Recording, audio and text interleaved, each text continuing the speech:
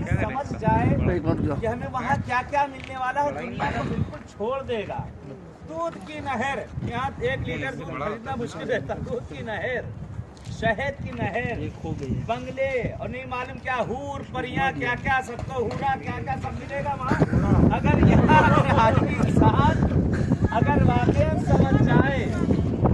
समझ जाए तो सब कुछ इंसान को दुनिया से ज्यादा वहाँ आराम मिलने वाला है। लेकिन वहाँ का बैंक बैलेंस अगर सही रहा तो यहाँ वाला तो कर लेता है, वहाँ वाला आदमी भूल जाता है। थोड़ी थोड़ी चीजें वहाँ जमा करते जाए कि इंशाल्लाह पहुँचने के बाद वो चीज़ काम आती जाए। सबसे अच्छी चीज़ जो शहजादी कौने ने नकल की है, अगर चाहते हो तुम्हारे घरों में, वहाँ कब्रों में तुम्हारे नहरें हों, वहाँ पे बड़े बड़े बंगले बने हों, हर चीज़ वहाँ अच्छा आराम हो, सिले रहम बजा लाओ, सिले रहम बजा लाओ। भाई भाई से मिले, बहन भाई से मिले, रिश्तेदारों से मिलो, ऐसा अकारिब से मिलो, सबके दिलों को जीतो। जितना ज़्यादा सिले रहम करते जाओगे अज़ाब कब्र खत्म होता चला जाएगा।